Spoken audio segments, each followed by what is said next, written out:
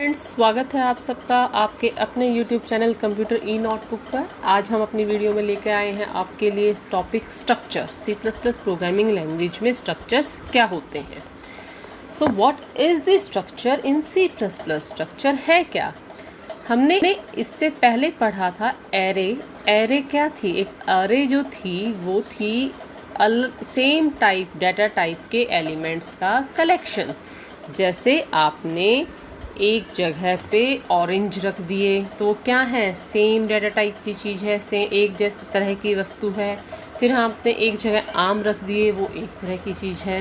लेकिन जब आपने अलग अलग तरह की चीज़ें मिक्स कर दी, यानी आपने ऑरेंज भी ले लिया, मैंगो भी ले लिया, एप्पल भी ले लिया, या फिर आपने जूस भी ले लिया, तो ये अलग अलग तरह का मटेरियल हमारे पास इकट्ठा हो गया। तो जो अलग अलग तरह की डाटा टाइप के एलिमेंट्स को जब हम इकट्ठा करते हैं और उन्हें एक सिंगल यूनिट में बांध देते हैं तो उसे हम क्या कहते हैं? स्ट्रक्चर। ठीक है, तो स्ट्रक्चर की ज़रूरत क्यों पड़ी, क्यों बनाया गया ये स्ट्रक्चर? स्ट्रक्चर एक यूज़र डिफाइंड डाटा टाइप है, यानी यूज़र बताएगा कि इस डाटा टाइप में हमारे पास जो एलिमेंट्स हैं वो किस तरीके के होंगे, कितना स्पेस लेंगे मेमोरी में, तो वो यूज़र डिफ़ाइन करेगा, यूज़र बताएगा। क्या ज़रूरत पड़ी इसकी, चलिए देखते हैं और ये कैसे हमारे पास प्रोग्रामिंग में हेल्पफुल रहेगी। हम एक सिनेरियो लेते हैं, एक सिचुएशन लेते हैं कि हमारे पास क्लास में बहुत सारे बच्चे हैं। क्लियर? अब हर बच्चे का अपना नाम है। अब तक हमने पढ़ा हुआ है कि हम एक वेरिएबल डिक्लेयर कर लेते हैं। जैसे कि अगर हमें किसी के नाम स्टोर करने हैं तो एक एरे ऑफ कैरेक्टर बना लेंगे किसी का। अगर किसी का रोल नंबर स्टोर करना है तो एक इंटीजर डाटा टाइप का एलिमेंट वेरिएबल जो है वो डिक्लेयर कर लेंगे, तो वो वेरिएबल मेमोरी में उसका इंटीजर वैल्यू को स्टोर करेगा। इसी तरीके से हमें पता है, जैसे अगर हमें मार्क्स स्टोर करने हैं तो हमें एक फ्लोट टाइप की वैल्यू चाहिएगी। क्लियर? तो ठीक है, नाम स्टोर करने हैं, कर सकते हैं अलग अलग। हमारे पास जैसे इस एग्जांपल में 5 बच्चे हैं तो हमने 5 वेरिएबल ले लिए, 5 वेरिएबल ले लिए और उनके 5 के नाम हमने स्टोर कर दिए। ठीक है, अब चलते हैं हमें उनके रोल नंबर भी स्टोर करने थे, तो हमने 5 और वेरिएबल लिए और हमने वहाँ पर बच्चों के रोल नंबर भी स्टोर कर दिए। ठीक है, तो टोटल कितने वेरिएबल हो गए हमारे पास? 10। अब मार्क्स भी स्टोर करने थे, वो हमने लिए, तो हमने 5 और वेरिएबल लिए 5 बच्चों के और उनके मार्क्स जो थे वो परसेंटेज में स्टोर कर दिए। अब टोटल हमारे प्रोग्राम में इसमें 15 वेरिएबल हो गए। क्लियर? अलग अलग। लेकिन अब हमें कैसे पता चलेगा कि जो बच्चा है केशु, उसके कितने % मार्क्स हैं या कितना उसका रोल नंबर है? क्योंकि यहाँ हमारे पास टोटल अलग अलग जो हैं 15 जो वेरिएबल हैं वो बन चुके हैं। तो ये कैसे एक दूसरे से रिलेट होंगे? इस बच्चे का क्या रोल नंबर है, उसके कितने मार्क्स हैं, या इस बच्चे का क्या रोल नंबर है और उसके कितने मार्क्स हैं? ये चीज़ें हम कैसे आपस में इन वेरिएबल्स को रिलेट करेंगे? तो ये तो प्रोग्रामर के लिए बड़ी समस्या की बात हो गई। तो कितना बढ़िया हो कि अगर हमें कुछ ऐसा मिल जाए कि एक जो बच्चा है उसकी डिटेल हम एज अ सिंगल यूनिट, एक यूनिट की तरह उसे रख पाएँ। क्लियर? जैसे हम लेकर जाते हैं कलर्स, स्कूल में कलर लेते हैं ना आप, अगर आपके पास स्केच पेन्स भी हैं, वैक्स कलर भी हैं, क्रेयॉन्स भी हैं, और उनकी वो नहीं है, डिब्बा नहीं है जिसमें आपने उनको रखा है, ज्योमेट्री बॉक्स या कोई कवर, सब मिक्सअप हो जाएंगे तो हर एक को अलग अलग ढूंढना पड़ेगा, काम बढ़ जाता है। तो लेकिन अगर सबको अलग अलग पैकिंग में अलग अलग रख दिया तो कितनी आसानी से हम वो चीज़ें ले सकते हैं, ढूंढ सकते हैं, आपस में रिलेट कर सकते हैं। तो वैसे ही हमारे पास यहाँ पर ये जो है, अगर नाम, रोल नंबर, मार्क्स एक सिंगल यूनिट की तरह हमें मिल जाए तो कितना अच्छा हो, हमारे प्रोग्राम को मैनेज करना कितना आसान हो जाएगा। चलो कोशिश करते हैं इसको सिंगल यूनिट में बांधने की। लेकिन अब ये क्या, इस सिंगल यूनिट में हमें एक तो डाटा टाइप चाहिए, किस टाइप की? एरे ऑफ द कैरेक्टर, जिसमें आप अल्फ़ाबेट स्टोर करो, एक इंटीजर टाइप, और एक आपके पास मार्क्स फ्लोटिंग में हो सकते हैं, डेसिमल में, जैसे 90.5, 80.6, इस तरीके से। तो ये तो अलग अलग डाटा टाइप के एलिमेंट हैं। तो हमें एक ऐसी नई डाटा टाइप बनानी पड़ेगी जिसके अंदर सब डाटा टाइप ये हो, यानी उसके अंदर ये सारी चीज़ें हम डाल पाएँ।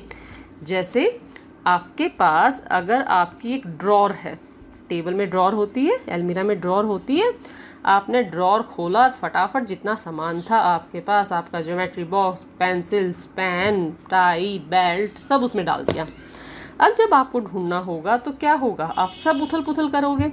उसकी बजाय अगर हम उस ड्रॉर में सेक्शंस बना दें, अलग अलग हिस्से बना दें, पेन एक जगह रख दिए पेन स्टैंड की तरह बनाकर, उसके अंदर एक छोटा सा बॉक्स अलग से रख दिया जिसमें आपने कलर रख दिए, एक छोटी सी बास्केट या टोकरी अलग से रख दी जिसमें आपने टाई और बेल्ट रख दिया, तो आसानी से वो चीज़ें मिल जाएंगी।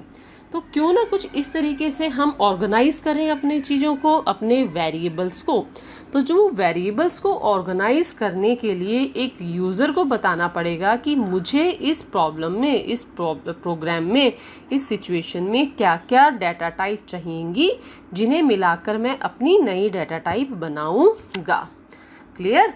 तो अब हम बता रहे हैं यूपी प्रोग्राम को कि हमें ये चाहिए और इस तरीके से हमें बनाना है। तो स्ट्रक्चर क्या हुआ, एक collection of different data type elements है, ये एक यूज़र डिफाइंड डाटा टाइप है। अब स्ट्रक्चर हमारे पास लिखा कैसे जाता है, थ्योरी तो हमने पढ़ ली, स्ट्रक्चर क्यों ज़रूरी है, किस तरीके से करते हैं। तो स्ट्रक्चर लिखने का जो आपके पास तरीका है वो है, यहाँ हम लिखेंगे स्ट्रक्ट कीवर्ड। कौन सा कीवर्ड हम यूज़ करेंगे, struct, STRUCT। Struct keyword small letter में लिखा जाएगा। फिर आपके पास आपका नेम ऑफ स्ट्रक्चर, आपके स्ट्रक्चर का नाम जो भी देना चाहते हो, जो आप बनाना चाहते हो, स्टूडेंट बनाना चाहते हो, एम्प्लॉय बनाना चाहते हो, बैग बनाना चाहते हो, ज्योमेट्री बॉक्स बनाना चाहते हो, जो भी कलेक्शन आपको different different data type element का करना है, उसके मिलता हुआ उससे रिलेटेड नाम हम यहाँ लिख देंगे।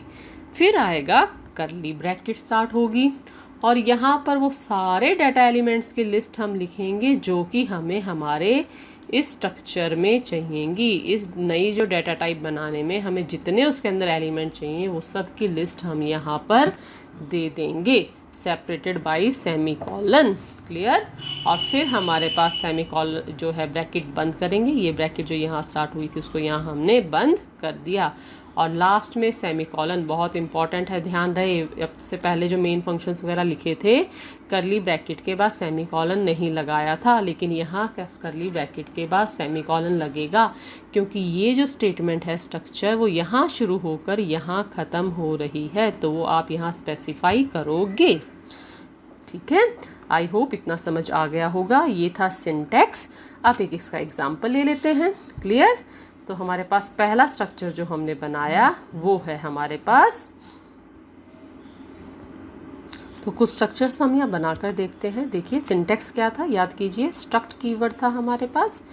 ये ध्यान से देखिएगा कि ये जो है आपके पास ये स्मॉल लेटर में होगा, ये एस किस में होगा, स्मॉल लेटर में होगा। तो स्ट्रक्ट, स्ट्रक्चर का नाम, करली ब्रैकेट्स में लिस्ट ऑफ द एलिमेंट्स और फिर ब्रैकेट बंद और सेमी कॉलन। पहला एग्जाम्पल देखते हैं, क्या लिखा, कीवर्ड हमने लिखा स्ट्रक्ट स्टूडेंट। क्या लिखा हमने, स्ट्रक्ट स्ट्रक्चर का नाम क्या है यहाँ पे, स्टूडेंट। फिर हमने ब्रैकेट स्टार्ट की, हमें क्या चाहिए इसमें, हमें रोल नंबर चाहिए स्टूडेंट्स का। किस डाटा टाइप का होगा भाई, इंटीजर टाइप का होगा। फिर है हमारे पास नेम चाहिए जिसमें मैक्सिमम कितने कैरेक्टर आ सके, 10 कैरेक्टर। तो यहाँ हमने कैरेक्टर टाइप की एक एरे बना दी जिसका नाम क्या है, नेम, और उसका साइज़ कितना है, 10। कितने एलिमेंट्स आ सकते हैं, 10। और फिर हमें बच्चों की परसेंटेज स्टोर करनी थी, तो वो हमने किस डाटा टाइप के लिए है, फ्लोट। और फिर हमने ब्रैकेट को बंद किया और सेमीकोलन। तो ये अब एक नई डाटा टाइप बन गई जिसका नाम क्या है, स्टूडेंट। जैसे ही आप स्टूडेंट डाटा टाइप का कोई भी वेरिएबल बनाओगे तो उसके अंदर ये 3 पार्ट होंगे। जैसे रोल नंबर, जब हम किसी भी एक डाटा टाइप का एक वेरिएबल बनाते थे तो वहाँ हमारे पास जो था एक वेरिएबल क्लियर जो है क्रिएट हुआ मेमोरी लोकेशन में, एक जगह बन गई जो कि किस नाम से रिकॉग्नाइज की जाएगी, रोल नंबर नाम से रिकॉग्नाइज की जाएगी। ठीक है, रोल नंबर वर्ड लिखते ही हमें पता है हमें इस मेमोरी लोकेशन को एक्सेस करना है और वहाँ डाटा किस टाइप का स्टोर होगा, इंटीजर टाइप का। तो वैसे ही जब स्टूडेंट डाटा टाइप का एलिमेंट कोई वेरिएबल क्रिएट करोगे तो मेमोरी में एक स्पेस बन जाएगा, मेमोरी में एक स्पेस अलोकेट कर दिया जाएगा जो कि इसके वेरिएबल के नाम से होगा। अभी हम मान लेते हैं वेरिएबल क्या होगा, S1। उसके अंदर आपके पास 3 पार्ट होंगे, पहला रोल नंबर, दूसरा नाम और तीसरा परसेंटेज। तो ये जो था आपके पास स्टूडेंट डाटा टाइप का वेरिएबल, ये मेमोरी में इस लोकेशन को एक्सेस करेगा जिसके अंदर अपने 3 अलग अलग पार्ट होंगे। क्लियर। एक और एग्जांपल हम ले लेते हैं यहाँ पे, जो कि रहेगा आपके पास, हमने यहाँ एक नया स्ट्रक्चर बनाया जिस स्ट्रक्चर का नाम हमने क्या रखा है, टाइम। क्या रखा, टाइम। हमें पता है टाइम के अंदर 3 पार्ट होते हैं, आवर, मिनट और सेकंड। तीनों ही किस टाइप के होंगे, इंटीजर टाइप के होंगे। तो टाइम को जब भी लिखा जाता है कुछ इस तरीके से लिखा जाता है, 1 o'clock, फिर 5 मिनट और फिर आपके पास है 10 सेकेंड। तो यहाँ इसके 3 पार्ट होते हैं, आवर, मिनट और सेकंड। तो लेकिन कोई भी हमारी जो built in primitive data type थी वो इसको सपोर्ट नहीं करती है। तो हमने अपनी नई डाटा टाइप बना ली। उस डाटा टाइप का नाम हमने क्या रखा, उसका नाम हमने रखा है यहाँ पर टाइम, जिसके अंदर 3 अपने पार्ट हैं, आवर, मिनट और सेकंड। यानी टाइम डाटा टाइप का वेरिएबल जब मेमोरी में बनेगा उसके 3 सेक्शंस होंगे, hour, minute and the second. Clear. इसी तरीके से हमारा जो नेक्स्ट एग्जांपल है वो है हमारे पास पॉइंट। क्या हमने लिया यहाँ, पॉइंट। अब जो पॉइंट है आपके पास, पॉइंट प्लेन में जो भी कोई पॉइंट होता है उसमें आपके पास क्या रहता है, ध्यान कीजिए। जब हम बात करते हैं कोऑर्डिनेट्स की, एक्स और वाई, कोई भी एक पॉइंट होगा उसमें 2 वैल्यू होंगी, एक तो एक्स और एक वाई। एक्स एक्सिस पे उसकी कितनी वैल्यू है और वाई एक्सिस पे उसकी कितनी वैल्यू है। तो यहाँ पॉइंट जब हमने एक नया स्ट्रक्चर बनाया, इसके हमने 2 डाटा एलिमेंट लिए, पहला एक्स और दूसरा क्या है, Y, bracket close, semicolon. एक और लास्ट हम डिस्कस कर लेते हैं। यस, दैट इज़, क्या है ये आपका डिस्टेंस। डिस्टेंस किसी भी यूनिट में नापा जा सकता है। हमारे यहाँ पता है कि बहुत सारी ऐसे यूनिट्स हैं जिसमें हम डिस्टेंस को नाप सकते हैं। तो यहाँ हमारे पास जो है हमने लिया है डिस्टेंस को किस में, फिट और इंचेस में। पॉइंट्स हम यूज़ नहीं करेंगे इसलिए हमने इनको अलग अलग दिखाया, फिट में और इंचेस में। यानी जब आप डिस्टेंस डाटा टाइप, एक नई डाटा टाइप बन गई, स्ट्रक्ट डिस्टेंस, करली ब्रैकेट, 2 मेंबर बनाए हमने, इंट फिट और इंटीजर इंचेस, करली ब्रैकेट, सेमी कॉलन। जैसे ही इस वेरिएबल, इस डाटा टाइप का वेरिएबल मेमोरी में बनेगा उसके 2 पार्ट होंगे, पहला इंटीजर 4 बाइट का इंचेस के लिए, फिट के लिए, और फिर 4 बाइट का इंचेस के लिए। तो टोटल 8 बाइट में एक वेरिएबल जो है डिस्टेंस डाटा टाइप का स्टोर होगा।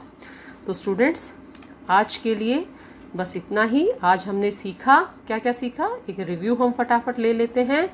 आज हमने सीखा है कि आपके पास आपका स्ट्रक्चर क्या होता है।